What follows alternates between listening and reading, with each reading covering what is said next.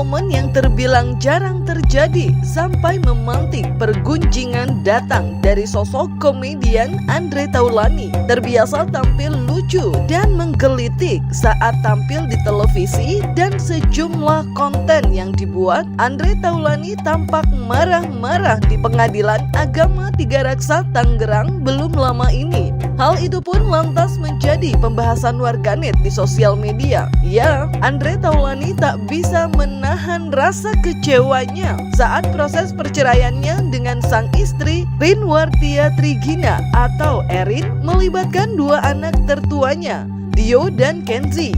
Dalam lanjutan persidangan yang berlangsung pada Senin 4 Agustus 2025 kemarin, Dio dan Kenzi dijadikan sebagai saksi oleh pihak Erin untuk memberi keterangan di depan majelis hakim.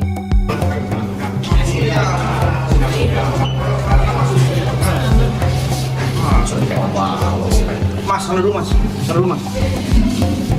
Tuh, kuat pak, boleh nggak kuat dulu? Iya. Ya, izin ya, mohon maaf ya, kuat dulu ya. Nanti saya kasih statement, kuat dulu aja. Siap. Mari Pak Ji. Haji. Baik, alhamdulillah. Hari ini hadir, Mbak Erin juga ada hadir, Pak Haji bagaimana? Ya silakan ditanya aja. Tapi anak-anak ikut ke Pak Haji kakak. Anak saya tolak, tidak boleh ikut-ikutan dalam persoalan ini. Berarti bukan dijadikan saksi ya Pak Haji? Tidak jadi. Awas. Kenapa Spion. mungkin Pak Haji anak-anak? Tidak boleh dong, karena dibawa umur. Berarti yang membawa siapa Pak Haji? Pihak sebelah sana. Supportnya mungkin Pak Haji anak-anak tadi. Support full, anak-anak saya support full. Amin. Terima kasih ya. Gimana sidang hari? Dalam konflik orang tua mau berantem saja, anak jangan diikut-ikut, anak jangan dibawa untuk membela sana membela sini. Biar saja anak itu bebas menentukan nasibnya sendiri. Makanya Andri marah-marah pada saat anaknya dibawa ke pengadilan untuk menjadi saksi melawan dirinya sendiri. Tapi apakah Andre tidak tahu bahwa Nggak tahu, taunya ada di pengadilan kemarin.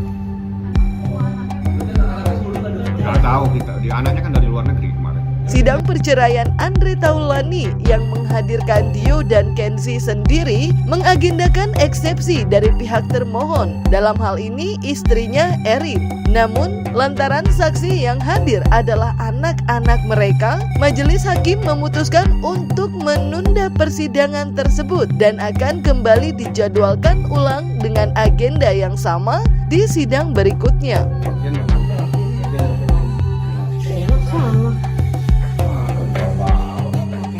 Izin ya, mohon maaf ya, kuat dulu ya. Oke Mas.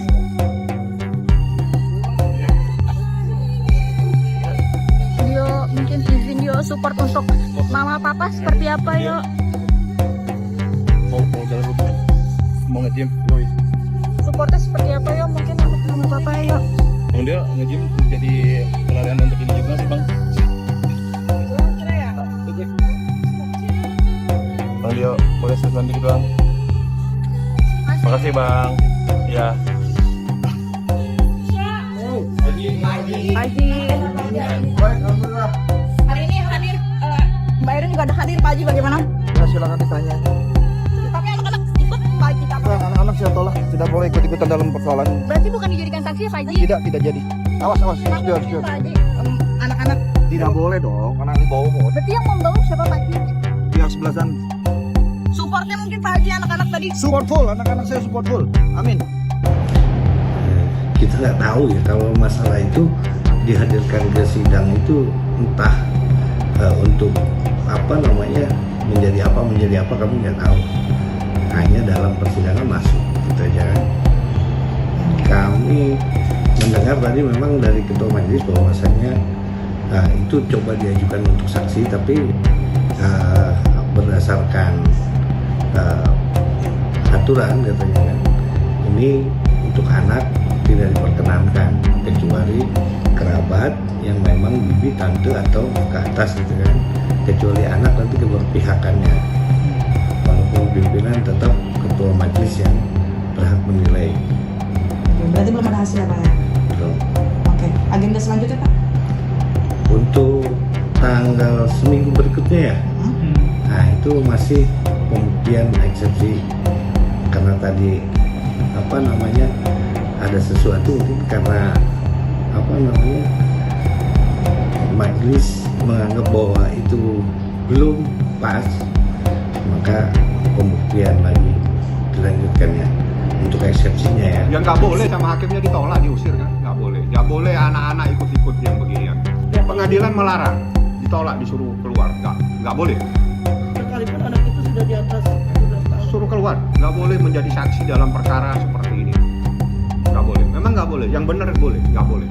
Boleh ada keluarga semenda itu misalnya kemenakan dan sebagainya. Tapi kalau anak kandung tidak boleh ikut dalam konflik rumah tangga yang seperti ini. Di sisi lain, pihak Erin tak mau banyak komentar ketika dicecar awak media soal kehadiran anak di persidangan cerainya dengan Andre Taulani. Namun, bagi pihak Andre Taulani, hal itu dianggap menunjukkan ketidakmengertian pihak seterunya itu terhadap aturan hukum dalam perkara yang dihadapi. Tadi bagaimana di dalam Mbak Erin?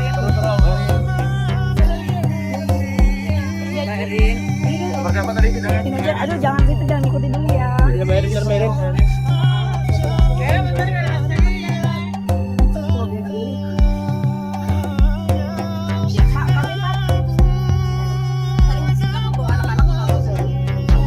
Silau.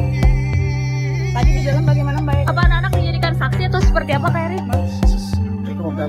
Oh iya. Mbak Erin, ketemu yang kalinya apa? Makasih pengalaman. Nanti kita bakalan lagi ya. Anak-anak sih pasti Mbak Erin. Anak-anak support full Mbak Erin. Tangan dong. Bang, sedikit bang, biar jangan kejar bang. Ya dari mana? Tadi mau ngomong bang, nggak ada. Kan nggak perlu lagi kita ajarin, masa kita ajarin hukum sama orang yang belajar hukum kan kocak jadi. Tidak perlu kita ajarin itu hukum seperti itu.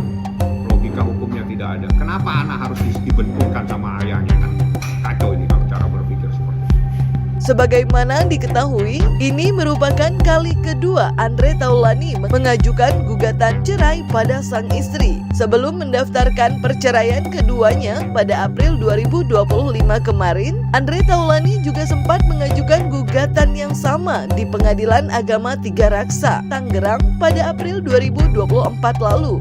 Sayangnya, gugatan pertama yang dilayangkan Andre Taulani lantaran alasan yang diajukan Andre Taulani tidak terbukti di persidangan. Hal itu pun memunculkan asumsi jika keputusan Erin membawa anak-anaknya sebagai saksi dalam rangka upaya menghambat proses perceraian. Lantas benarkah demikian? Anak-anak semua sudah dewasa, nggak perlu dicampurin itu. Semuanya sudah dewasa, dewasa menurut hukum. Kompilasi hukum Islam sudah di atas 12 tahun semua, jadi nggak perlu dipersoalkan anak-anak. Tidak sama hakim ditolak, bukan hanya Andre yang sudah menolak dan hakim juga menolak. Tidak boleh seorang anak dilibatkan dalam kasus perceraian, sehingga hakim bilang Anda tidak boleh menjadi saksi di dalam perkara ini, dan itu putusan hakim kemarin, dan itu yang benar. Jadi tolong lain kali jangan anak dibawa untuk berkonflik dengan orang tuanya supaya berpihak dan melawan orang tuanya sendiri. Logikanya tidak ada kalau cara berpikir seperti ini ya. Terlepas dari asumsi yang beredar, alasan terkait keputusan Andre Taulani yang kembali menggugat cerai Erin setelah pengajuan sebelumnya ditolak sampai ke tahap banding tak dibeberkan Fahmi Bahmid yang mewakili sebagai kuasa hukum secara pasti. Tapi menurutnya, hal itu bisa jadi bukti kalau kliennya itu sudah merasa tidak nyaman atas rumah tangga yang dibangun sejak tahun 2005 tersebut. Gini Mak, urusan rumah tangga itu urusan pribadi, tidak ada yang bisa intervensi. Pada saat seseorang sudah tersakiti, pada saat seseorang sudah merasa menderita, terjadi penderitaan lahir batin yang berkepanjangan, tidak ada yang bisa menyelesaikan masalah tersebut kecuali diakhiri. Tidak ada yang bisa. Tidak ada yang bisa memaksa. Karena yang menjalani kehidupan bukan saya, bukan Anda, dan bukan siapapun juga, adalah mereka yang berumah tangga. Jangan dipaksakan rumah tangga. Di saat seseorang sudah menyatakan tidak sanggup untuk berumah tangga, jangan dipaksakan untuk tetap bertahan, karena itu adalah neraka nantinya, menjadikan penderitaan yang berkepanjangan buat mereka. Ya kalau orang sudah mengajukan ke pengadilan itu kan inginnya mengakhiri perkawinan. Iya, dari perempuan dari pihak istri. Kita nggak nyampurin, yang penting hak seseorang itu yang harus dihormati, di mana seseorang menginginkan adanya sebuah pengakhiran sebuah rumah tangga, di mana dia merasa